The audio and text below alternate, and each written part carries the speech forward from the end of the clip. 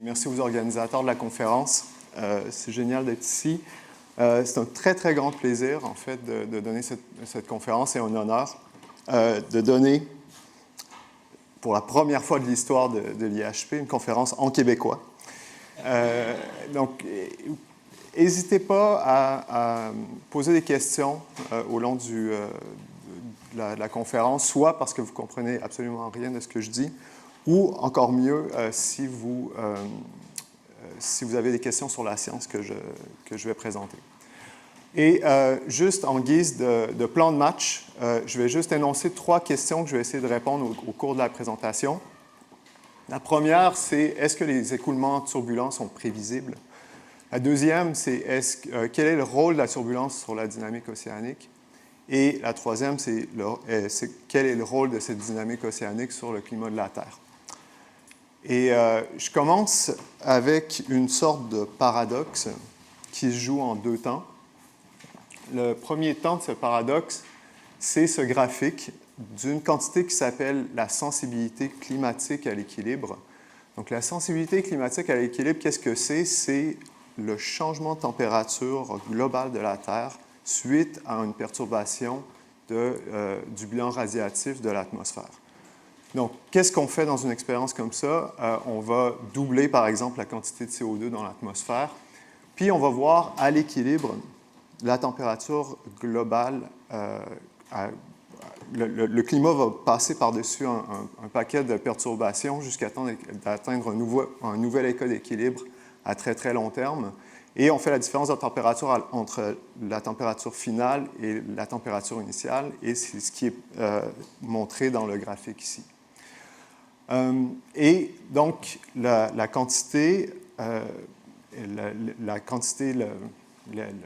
sensibilité climatique à l'équilibre est donnée en fonction du temps par les différents groupes de travail qui constituaient l'état de l'art à l'époque pour estimer cette quantité-là en fonction du temps, à partir du premier groupe de travail qui était dirigé par Jules Charney en 1979.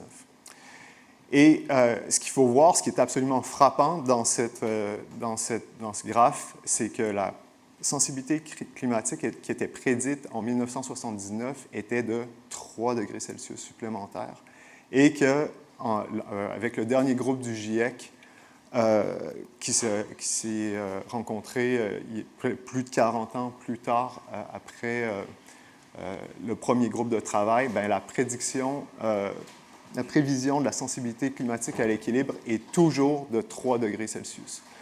Donc, on en conclut que la sensibilité climatique à l'équilibre semble être quelque chose qui peut être prévisible. L'autre côté de ce paradoxe, c'est les prévisions météo. Donc, tout le monde s'est confronté à une mauvaise prévision météo, soit parce qu'on a annulé une journée à l'extérieur en maudissant les météorologues de s'être trompés, ou en allant à l'extérieur et se rendant compte qu'il y a une grosse tempête qui nous est tombée dessus. Et pour donner un exemple de ces problèmes de prévision météorologique, je montre ici des prévisions météorologiques d'un cyclone tropical. Donc, c'était la tempête Erin qui a eu lieu en 2025. Dès lors qu'on observe une perturbation tropicale au large de l'Afrique, et chacune des trajectoires en couleur prédit, donc c'est une animation qui vient de Google Weather Lab, qui est un site assez intéressant, qui montre dans ce cas-ci la prévision météorologique de plusieurs résultats de modèles de où le cyclone est et son intensité qui est donnée par la couleur dans ce cas-ci. La trajectoire en gris est la trajectoire qui a été observée. Et ce qu'on voit, bien, sans surprise, c'est que la trajectoire a divergé très, très rapidement après quelques jours, non seulement entre elles, mais par rapport aux observations. Donc voilà, on a posé le problème, on a posé le paradoxe. Comment se fait-il qu'on arrive à prédire le climat à très très long terme après une perturbation de son bilan radiatif, alors qu'on n'arrive même pas à prédire la météo après quelques jours. Et pour répondre à cette question, c'est utile de faire une très brève histoire du déterminisme en physique. Et c'est une histoire que je vais commencer dans le milieu de la révolution newtonienne avec Laplace en 1814, et je cite ce qui dit, qui résume très bien la pensée qui était dominante à l'époque. Une intelligence qui, pour un instant donné, connaît toutes les forces dont la nature est animée et la situation respective des êtres qui la composent, si d'ailleurs elle était assez vaste pour soumettre ces données à l'analyse, embrasserait dans la même formule les mouvements des plus grands corps de l'univers et ceux du plus léger atome. Rien ne serait incertain pour elle et l'avenir, comme le passé, serait présent à ses yeux. Donc, ce que Laplace dit avec une éloquence que je n'arriverai jamais à avoir, c'est que si on avait un ordinateur assez puissant avec les conditions initiales de l'univers, ben, on serait capable de carrément prédire l'avenir. Et cet état de pensée, je pense qu'il était très présent chez les scientifiques de cette époque.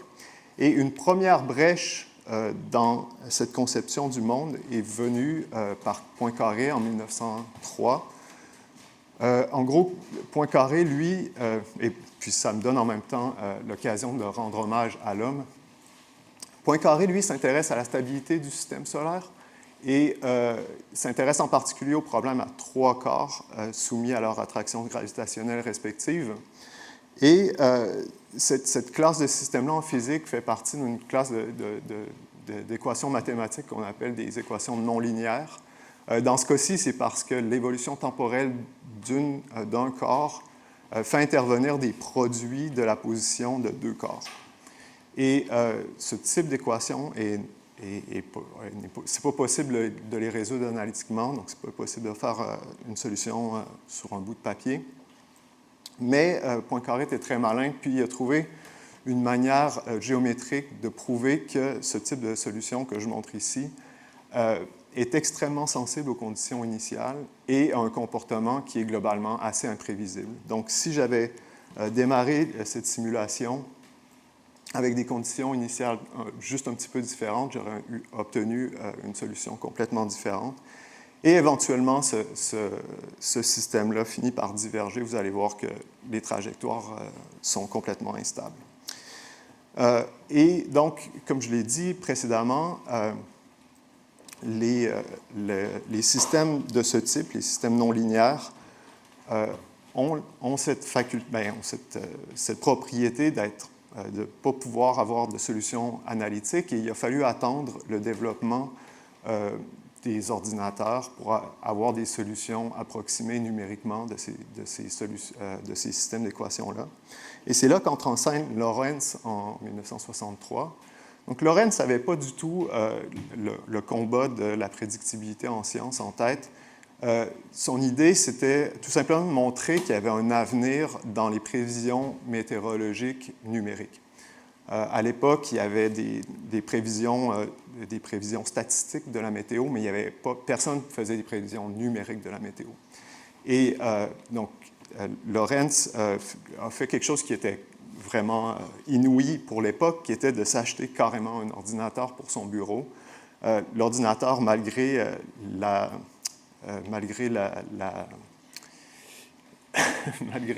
le marketing de l'époque qui prétend qu'il était compact, prenait toute la place dans son bureau, puis était extrêmement bruyant. Mais en bon physicien, Lorentz s'est intéressé au problème le plus simple possible, qui avait un comportement ultimement qui était non périodique. Donc, il cherchait une solution qui ne se répétait pas dans le temps. Donc, il y avait un comportement qui était non périodique. Et il s'est attardé à un problème très, très simple de convection atmosphérique à trois variables, trois équations à trois variables. Une variable qui décrit la convection, une autre qui décrit la différence de température entre le haut et le bas de la colonne d'air, et une autre variable qui décrit la température, la linéarité du profil de température. Donc, l'évolution temporelle de chacune des variables est donnée par des termes qui font intervenir les autres variables. Ça, c'est un système qu'on appelle un système couplé. Et d'une manière très importante, il y a des termes qui font intervenir, comme ce terme-là, qui font intervenir des produits de deux variables. Ça, c'est des termes non linéaires. Donc, il étudie un système non linéaire de trois variables couplées. Et, non. Oui? Pardon? Qu'est-ce que c'est dans le Z? Donc, Z, c'est le départ de la linéarité du profil. Excusez-moi. C'est le départ de la linéarité du profil atmosphérique. Donc, désolé, l'action est toujours un peu. Ça, c'est tout simplement la température, la différence de température entre deux points. Mais je présume que si Z est égal à 0, c'est parfaitement linéaire. Puis si Z n'est pas 0, bien, ça veut dire qu'il y a une courbure quoi, dans le profil de température. C'est un modèle qui est très, très, très simplifié. Puis les détails de ce modèle-là ne sont pas vraiment importants parce que je ne pense pas que c'est le point vraiment de Lorentz de vraiment représenter d'une manière très, très adéquate la convection atmosphérique. C'est juste un modèle jouet pour le modèle le plus simple qu'il a trouvé qui a un comportement non périodique. Mais bonne question, merci. Donc, pour la petite histoire, c'est en relançant une expérience à partir d'une trajectoire qu'il connaissait déjà avec les mêmes conditions, ce qu'il croyait être les mêmes conditions initiales, qu'il s'est rendu compte qu'il a obtenu une trajectoire complètement différente. Et initialement, il s'est posé la question de savoir s'il y avait un problème avec son ordinateur. Et, en effet, à l'époque, c'était des tubes cathodiques, des trucs super compliqués.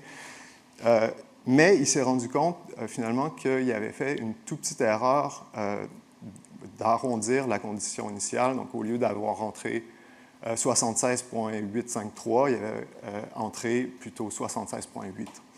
Et c'est cette petite erreur initiale qui avait fait diverger la trajectoire. Plus tard, ce type de comportement-là a été appelé chaos déterministe, puis déterministe dans ce cas-là, en opposition à un comportement qui serait probabiliste. Donc, ici, X, Y, Z est connu dans le temps, mais une petite erreur fait complètement diverger le système, puis il y a un comportement qui est imprévisible. Le dernier clou dans le cercueil de la prévisibilité est venu quelques années plus tard avec Lorentz encore, quand il s'est mis à s'intéresser à un problème à très grand nombre de degrés de liberté. Donc, les fluides, on le voit ici, un exemple du lait qui se mélange dans un café. Ils sont composés d'un très, très grand nombre de degrés de liberté. Il y a des tout petits tourbillons, il y a des très grands tourbillons, il y a tout un continuum d'échelles possibles que le fluide peut prendre. Et ce continuum d'échelles est en fait un continuum de degrés de liberté. Et pour synthétiser son résultat, je montre juste ce graphique-là d'une manière un peu abstraite, qui est le temps de prévisibilité d'un résultat en fonction de la taille de l'erreur initiale. Alors que son système a 3 degrés de liberté, son système a 3 équations, le temps de prévisibilité augmente, explose en fonction de quand on fait tendre la taille de l'erreur initiale vers 0. Son problème à n degrés de liberté, avec n grand, qui représente la turbulence, n'explose pas quand la taille de l'erreur initiale tend vers 0. Et ça, c'est vraiment un constat qui est extrêmement dévastateur pour la prévision des systèmes non linéaires, dont la météo. Et c'est ce qui explique pourquoi on ne peut pas prédire la météo plus loin qu'un certain horizon de temps. En plus de ça, bien évidemment, ça a des conséquences assez fondamentales sur notre conception du monde. Ça a des conséquences même philosophiques que je n'aurai pas le temps de discuter ici. Mais donc, si ça règle une partie du paradoxe, ça n'explique toujours pas pourquoi on arrive à avoir des des prédictions, des prévisions du climat à plus long terme. Et la réponse partielle à cette question, ça vient du fait que pour le climat, on ne s'intéresse pas nécessairement à la trajectoire, mais bien à l'effet moyen de toutes les trajectoires sur le fluide. En l'occurrence, on s'intéresse à l'effet de la turbulence sur le mélange des propriétés dans le fluide. Donc, pour développer une certaine intuition de ça, je vous fais encore l'exemple de mélanger du lait dans le café. Et on va regarder l'homogénéisation du lait dans le café en fonction de la vitesse à laquelle j'agite la cuillère. Généralement, dans ce genre d'expérience-là, on va avoir une loi de puissance qui va donner l'homogénéisation en fonction de la vitesse de la cuillère, une certaine loi de puissance qui va être soit sous-linéaire ou surlinéaire. Mais ce genre de loi, on va appeler ça une loi d'échelle qui, en fait, décrit les propriétés statistiques de la turbulence et qui peuvent, d'une manière importante, qui peuvent être décrites à partir de principes de base de la dynamique des fluides. Et donc, quand on applique ça à l'océan, un exemple de la turbulence, du rôle de la turbulence atmosphérique et océanique sur le climat est donné ici. Donc, je fais un bilan énergétique de la Terre vue de l'espace. On va avoir une bande de latitude près de l'équateur où on a un gain d'énergie. Par contre, on va avoir une bande de latitude au pôle où on perd de l'énergie à l'espace. Et cette transition-là entre le gain d'énergie et la perte d'énergie vers l'espace est contrôlée par le transport de chaleur de l'océan et l'atmosphère vers les pôles. Pour essayer de donner un exemple de ce mélange turbulent vers les pôles, je vous montre ici une animation de la quantité de vapeur d'eau dans l'atmosphère en fonction du temps, tel que modélisé par un modèle américain du NCAR. Et bon, ce qu'on voit, donc, c'est que la vapeur d'eau est injectée dans l'atmosphère aux tropiques, là où il fait très, très chaud, il y a beaucoup d'évaporation. Une colonne d'air très chaude peut contenir beaucoup de vapeur d'eau. Et cette vapeur d'eau-là est transportée par les tempêtes tropicales puis les tempêtes extratropicales vers les pôles. Donc, ça représente autant le transport d'une quantité comme la vapeur d'eau, mais aussi le transport de la chaleur, puisque la vapeur d'eau, il y a beaucoup plus de vapeur d'eau dans une colonne d'air qui est chaude que dans une colonne d'air qui est froide. Donc, j'en profite maintenant pour faire une petite pause des éléments qu'on a vus jusqu'à maintenant, qui sont que les écoulements turbulents sont fondamentalement imprévisibles. Ça, c'est dû à la non-linéarité des équations. On ne peut rien y faire. C'est une propriété fondamentale. Mais le mélange turbulent, qui, lui, est un résultat des moyennes des trajectoires turbulentes, lui, il peut être prévisible à partir de principes fondamentaux de la mécanique des fluides. Et finalement, c'est ce mélange turbulent-là qui joue un rôle central dans la distribution de la chaleur sur la Terre. Est-ce qu'il y a des questions jusqu'à maintenant avant que je passe à une autre? Oui? L'effet de moyenne, c'est un effet stochastique pour le coup, ou ça reste déterministe? Ça reste déterministe, mais on peut souvent, des fois, on le traite comme un effet stochastique, en effet. Mais on peut rentrer des effets stochastiques dans les équations qui sont, elles, déterministes pour évaluer le taux de mélange qui va avoir lieu par la turbulence. Ouais. C'est une bonne question. D'accord. Donc, comme je l'ai dit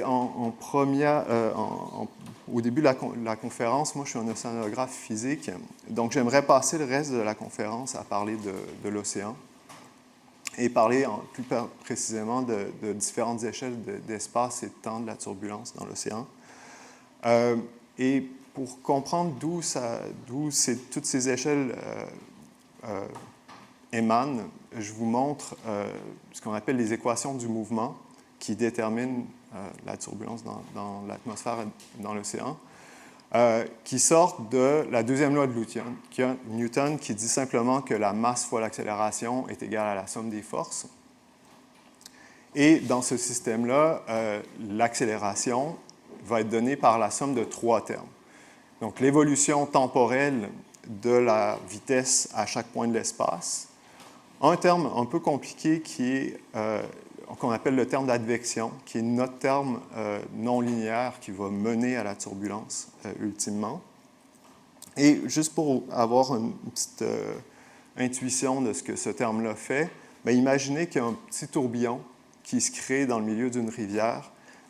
Bien, instantanément, le tourbillon va se faire emporter par la dérive moyenne de la rivière.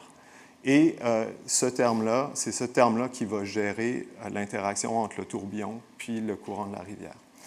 Finalement, on a le terme de Coriolis qui est la projection de la rotation de la Terre sur le repère, sur chaque point de l'espace. Et à droite de l'équation, on a 3 termes qui sont la somme des forces, qui sont le gradient de pression, la gravité et la viscosité. Et évidemment, je ne rentrerai pas dans les détails de cette équation-là, mais tout ce que je veux vous dire, c'est qu'on doit couvrir des échelles de grandeur allant à peu près du millimètre jusqu'à 10 000 km dans l'océan. Donc, à chaque échelle de grandeur, l'importance relative de tous ces termes-là va changer, puis va créer des types de mouvements différents. Puis ça mène à la complexité dans l'océan qui est vraiment très, très importante. Donc, juste pour vous donner un exemple de complexité, je vous montre cette super belle image qui sort de la NASA, une image satellite d'une floraison de phytoplancton dans la mer Baltique. Donc, c'est un petit coin de la mer Baltique ici qui fait environ 100 km d'échelle. Ah, excusez-moi, donc la mer Baltique, la Norvège est ici, la Suède est ici. En mer Baltique, le petit rectangle qui est là, c'est la figure qu'on voit là. C'est une photo qui est prise dans un tout petit coin de la mer Baltique. Puis c'est une photo que j'ai zoomée 2 fois pour voir à la fin, dans le dernier... Oui, il y a un bateau ici. Donc, c'est pour vous donner une idée de l'échelle de grandeur de ces structures-là. Mais le point principal de ça, c'est qu'à chaque endroit de l'océan où on regarde, il y a des structures turbulentes qui sont présentes et qui sont visibles à toutes les échelles, qui sont vraiment différentes à très, très petite échelle, des grandes échelles où on commence à voir des tourbillons qui sont de plus en plus dominés par la rotation de la Terre. Et là, je vais faire un grand, grand pas en arrière, puis je vais vous montrer le résultat d'un modèle global de l'océan. Donc, ce modèle-là, c'est un modèle allemand, dans ce cas-ci, une animation d'un groupe du Alfred Wegener Institute. Et là, on voit une variété assez déconcertante de mouvements. Je vais essayer de mentionner quelques-uns de ces mouvements-là. Donc ici, on commence par quelque chose que tout le monde connaît relativement bien, qui est le Gulf Stream au large de l'Amérique, qui amène énormément de chaleur vers l'Europe et l'Atlantique Nord en général. Il y a un courant équivalent qui existe dans le Pacifique qui s'appelle le Kuroshio, au large du Japon. Le courant des Maldives, des Malouines, excusez-moi, au large de la Patagonie, et le courant des aiguilles ici. Donc tout ça, c'est des courants de bord ouest qui sont intensifiés de bord ouest et ça, c'est une conséquence directe de la rotation de la Terre sur... Oui, excusez-moi. Ah oui, désolé, ça, c'est les courants de surface à 100 mètres de profondeur. Oui, merci beaucoup. C'est la vitesse de l'eau. C'est la vitesse de l'eau, oui. Donc, plus c'est blanc, plus ça va vite. Très bien. Donc, donc ce que je disais, c'est qu'il y a une intensification de bord ouest qui est due à la rotation de la Terre. Ici, entre la Patagonie et l'Antarctique, il y a un détroit qui s'appelle le détroit de Drake, qui permet le développement d'un immense courant qui s'appelle le courant circumpolaire antarctique, qui a une importance capitale pour la circulation globale sur la Terre. Donc ça, je vais discuter un peu plus tard. Et finalement, je veux juste attirer votre attention sur la zone équatoriale qui est un peu spéciale, où il y a un des termes de Coriolis qui va à zéro, puis qui crée une structure qu'on appelle un guide d'onde en physique, qui explique cette espèce de jet qui se forme concentré sur l'équateur. Et avant de parler de la circulation globale océanique, j'aimerais faire une petite parenthèse sur la modélisation numérique, parce que ça fait plusieurs fois que je le mentionne depuis le début de la conférence. La modélisation numérique des fluides, il y a énormément de méthodes numériques qu'on peut utiliser pour modéliser numériquement un fluide, mais toutes les méthodes numériques ont un dénominateur commun qui est qu'on doit discrétiser l'espace et le temps. Donc, qu'est-ce que ça veut dire concrètement? C'est qu'on va diviser l'espace en petits éléments de volume, delta X, delta Y, delta Z, et le temps en incréments de temps delta T.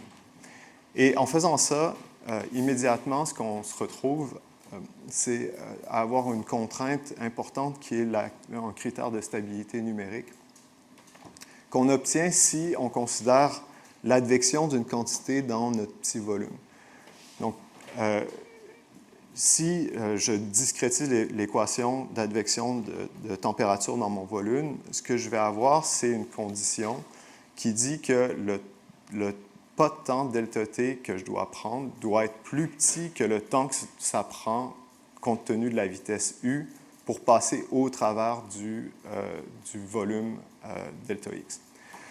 Et ça, c'est extrêmement contraignant parce que plus j'essaie d'augmenter la résolution, plus je dois décroître delta X, mais plus je dois décroître delta T en même temps. De notre côté, par contre, on a le fait que la puissance des ordinateurs augmente d'une manière absolument phénoménale depuis le début des années 70. Puis ça, c'est exprimé par un truc qui s'appelle la loi de Moore, qui dit en gros que, grosso modo, que le nombre de transistors par microprocesseur double à chaque 2 ans dans les ordinateurs, ce qui explique que si on avait environ 1000 microprocesseurs 1000 transistors par microprocesseur en 1970, maintenant on en a 50 milliards. Évidemment, la loi de Moore ne pourra pas continuer comme ça indéfiniment parce qu'à un moment donné, on va arriver à une taille quantique, mais pour le moment, elle est encore relativement respectée. Et ce qui fait que, là, maintenant, je vous montre l'état de l'art de ce qui est fait dans les modèles climatiques. Ça, c'est une simulation qui a été faite par un groupe du JFDL américain, qui est une simulation globale à une résolution d'environ 10 km par 10 km, qui est 0,1 degré par 0,1 degré. Et voilà, donc là, on va voir la température de surface dans ce modèle-là. Généralement, on va coupler à différentes composantes du système climatique, comme par exemple la glace de mer, qu'on voit en blanc ici. Et évidemment, ce modèle-là va être aussi couplé à l'atmosphère. Donc, c'est plein de composantes qui interagissent ensemble, chacun avec leurs critères différents de stabilité numérique. Mais encore là, le dénominateur commun, c'est qu'il va y avoir des phénomènes qu'on ne peut pas résoudre compte tenu de la résolution numérique qu'on prend. Donc, par exemple, dans ce modèle-là, tous les processus qui sont plus petits que 10 km ne peuvent pas être résolus par définition. Et c'est là qu'on va faire intervenir nos lois d'échelle qu'on a définies au début de la présentation pour permettre de faire ce qu'on appelle une fermeture. Donc, une paramétrisation des processus sous grille. Oui? J'ai du mal à comprendre, là, on voit des jours défiler. Oui? Alors que vous avez dit qu'au-delà de 4 jours, on ne savait rien. Donc, Ah oui, donc, mais ça, ça ne veut pas dire que ça représente nécessairement ce qui s'est passé. Je veux dire, ils font rouler un modèle, ils font des belles simulations, mais je ne pense pas que la température... Pardon? C'est quelle année? On voit les jours, mais quelle année? C'est une bonne question. Il faudrait leur demander. Je suis désolé. Je voulais juste vous donner un exemple de l'état de l'art d'un modèle climatique, mais c'est une très, très bonne question. Et évidemment, on ne peut pas s'attendre à ce que la température à un point reproduise exactement la vraie température. Par contre, il y a ce qu'on appelle des... je ne sais pas comment traduire en français, mais c'est un state estimate. C'est-à-dire qu'on va prendre des observations, il y a énormément d'observations dans l'océan. Il y a ce qui s'appelle les bouées Argo, qui sont des bouées dérivantes. Oui, c'est ça. Donc, les bouées Argos vont être assimilées dans un modèle numérique, puis on va essayer de faire un état le plus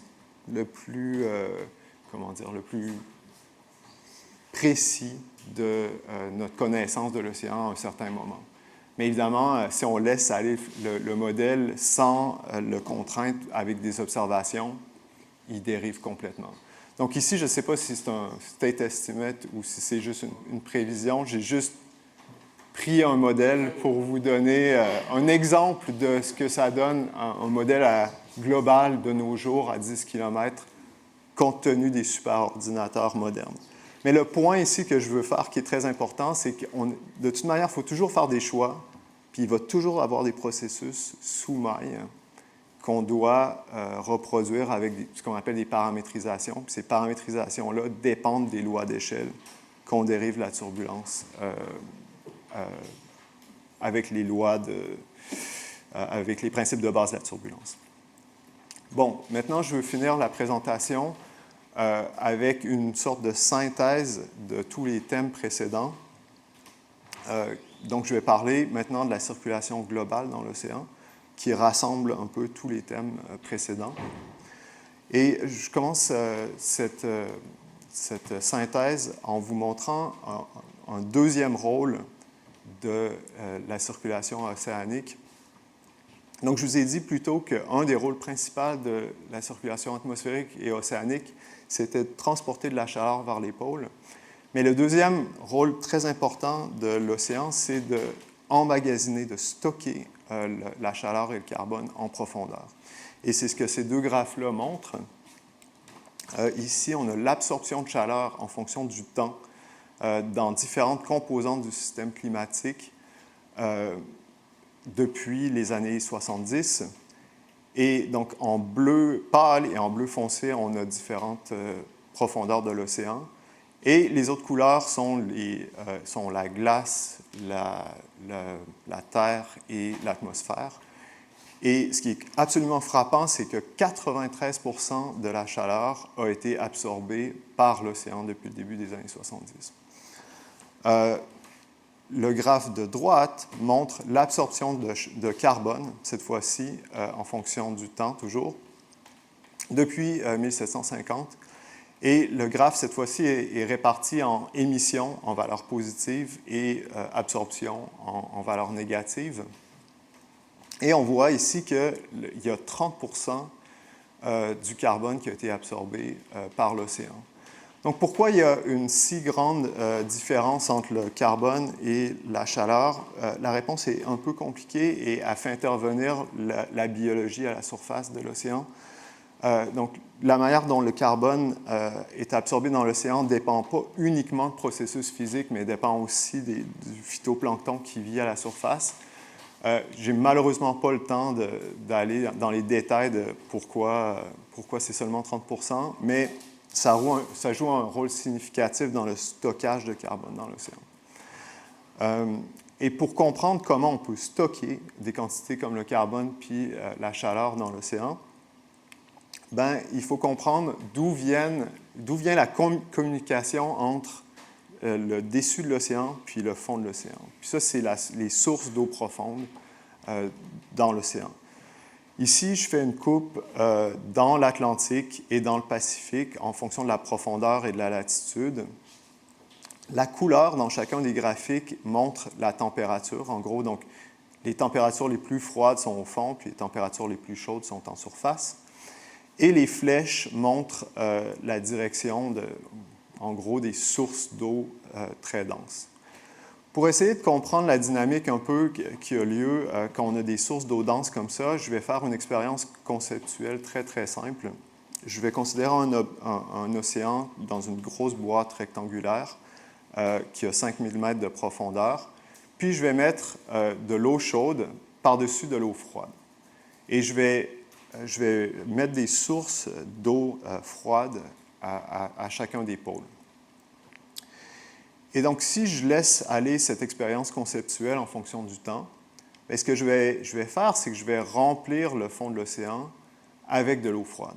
Et la frontière entre ces deux couches d'eau va graduellement monter jusqu'à la surface dans une très, très mince couche où les rayons du soleil peuvent réchauffer l'océan. Donc, s'il n'y avait aucun autre processus, ce qu'on aurait, c'est un océan qui serait uniformément froid et avec une toute petite couche d'eau chaude à la surface. Par contre, quand on regarde l'océan, si on va en bateau puis on met un seau d'eau jusqu'au fond de l'océan, bien, on voit que la décroissance de la température en fonction de la profondeur est beaucoup plus graduelle que ce que je viens de décrire. Et ça, ce que ça veut dire, c'est qu'il y a une circulation qui va au travers de ce qu'on appelle cette stratification, cette diminution de la température en fonction de la profondeur. Et ça forme un système couplé entre la stratification et la circulation qui explique cette décroissance de la température en fonction de la profondeur. Donc, pour expliquer cette stratification, pour expliquer ce qu'on voit là, on a besoin de processus qui vont faire remonter l'eau froide, qui vont faire diffuser la chaleur vers le fond. Puis il y a deux... Oui, excuse-moi. Si je comprends bien, plus c'est bleu foncé, plus c'est froid. Plus c'est... Oui. Et, Oui. Dans ce cas-là, pourquoi au niveau de l'Arctique, c'est moins froid qu'au niveau de l'Antarctique, les profondeurs? Ça, c'est une très, très bonne question à laquelle je vais essayer de répondre un peu plus tard. Je vais juste continuer, puis... Non, mais c'est une excellente question, c'est une très bonne remarque. La question, c'est de savoir, oui, pourquoi c'est plus froid ici que là. Là, j'ai un peu triché parce que cette coupe-là est prise dans le Pacifique. Donc, il y a des sources d'eau dense aussi dans l'Atlantique, mais je vais y revenir un peu plus tard. Puis, j'espère que je vais répondre à ta question en même temps. Donc, ce que j'allais dire, c'est qu'on a besoin de mécanismes pour faire diffuser la chaleur vers le fond. Puis, en gros, il y a deux mécanismes importants qui font intervenir la turbulence dans l'océan. Le premier, c'est la turbulence qui a lieu à petite échelle entre l'interaction des marées et des montagnes sous-marines au fond de l'océan. Donc, la distribution des montagnes sous-marines dans l'océan est très, très importante dans la moitié inférieure de la colonne d'eau. Et, quand, par exemple, les marées font un courant de va-et-vient par-dessus les montagnes sous-marines, ça amplifie le mélange turbulent à très, très petite échelle le long de la topographie, ce qui permet à la chaleur de diffuser vers le bas, puis à une remontée de cette eau froide. Le deuxième mécanisme important fait intervenir le courant circumpolaire. Donc, le courant circumpolaire, je l'ai mentionné plus tôt, il est créé par cette ouverture entre la Patagonie et l'Antarctique. C'est un courant qui a 150 millions de mètres cubes par seconde en moyenne vers l'est et qui fait impliquer une turbulence à beaucoup plus grande échelle qu'on appelle la turbulence géostrophique qui est dominée par la rotation de la Terre. Ici, ce qu'on veut dire, c'est qu'à ces échelles-là, donc ici, on a environ 10 000 km de large, l'océan il est épais comme une feuille de papier. Donc, c'est très, très, très mince. Et donc, c'est une turbulence qui est vraiment beaucoup plus grande en horizontale, puis dominée par la rotation par rapport à la verticale. Mais d'une manière très importante pour nous, l'océan austral, le courant circumpolaire est le carrefour de tous les principaux bassins. Donc, une molécule d'eau qui passe au travers de la circulation globale doit nécessairement passer par ce courant circumpolaire pour transiter d'un bassin à l'autre. Et donc, d'une manière très importante pour nous, et là, c'est là que je vais répondre à ta question, ce courant-là est associé à un très, très grande différence de température latitudinale le long du courant. Donc, ça, c'est quelque chose que je n'ai pas le temps d'expliquer, mais c'est relié à la géostrophie dans l'océan, l'équilibre entre le terme de Coriolis et le terme de pression, qui fait qu'il y a une communication directe entre la surface et le fond de l'océan au travers du courant circumpolaire. Et donc, quand on met ces deux ingrédients principaux-là ensemble, on arrive à expliquer la circulation globale. Donc, si, par exemple, on regarde la circulation dans le Pacifique, on sait qu'on a des eaux denses qui coulent jusqu'au fond. Et ces eaux denses-là remontent, premièrement, au travers de la stratification, avec ce petit mélange à fine échelle le long de la topographie, jusqu'à une hauteur où il peut remonter à la surface directement le long du courant circumpolaire. Dans l'Atlantique, on a aussi des sources d'eau dense au nord et il y a une communication directe entre l'Atlantique Nord et la surface de l'océan austral. Donc, il y a une communication interhémisphérique le long en ne changeant pas finalement la température, qui permet finalement à l'eau qui vient en surface de l'océan austral de changer de température et de fermer la boucle vers le nord. Cette boucle-là dans l'Atlantique, vous avez probablement entendu parler dans les médias, ça s'appelle l'Atlantic Meridional Overturning Circulation, ou l'AMOC. Et il y a une certaine importance de cette boucle-là pour le climat de l'Europe. Oui? Oui? Merci, j'ai une question. Au regard des modèles que vous êtes en train d'expliquer, on a encore un exercice aujourd'hui avec cette augmentation. On n'a pas de parler de l'augmentation de la température en surface. De ce que j'ai pu lire dans la littérature, c'est que les cyclones sont beaucoup plus violents de par les gradients front et froid. Comment aujourd'hui, si je puis me permettre, on peut intégrer le fait qu'on ait une augmentation de température progressive de l'océan en surface par rapport à vos modèles de la suite abyssale et la MOC? Est-ce que le gradient en surface va être plus important par rapport au fond à 5000 mètres plus froid? Comment ça se passe en fait? Qu'est-ce qui va changer? Merci. C'est une très bonne question. La chaleur dans l'océan rentre très, très rapidement sur les couches supérieures de l'océan. Donc, là, je ne sais pas si vous voyez, mais il y a des toutes petites flèches ici. Je pense que ça serait peut-être plus facile de revenir sur la figure d'avant. Donc, on parle de vraiment ces couches-là de l'océan, elles se réchauffent instantanément. Donc, si on réchauffe l'atmosphère, on réchauffe l'océan. Donc, la rétroaction est presque instantanée dans ce cas-là. Là, je parle de stockage de chaleur et de température dans le fond de l'océan qui résulte d'une circulation qui est un peu différente dans la mesure où cette circulation-là en surface, elle est beaucoup contrôlée par le vent. C'est le Gulf Stream, c'est ce qu'on appelle des gyres océaniques. Et puis, c'est des circulations qui sont vraiment intensifiées en surface. Alors que là, ce que je suis en train de décrire, c'est vraiment comment, à des échelles quasiment géologiques, on peut emmagasiner du carbone puis de la chaleur dans l'océan. Est-ce que ça répond à votre question?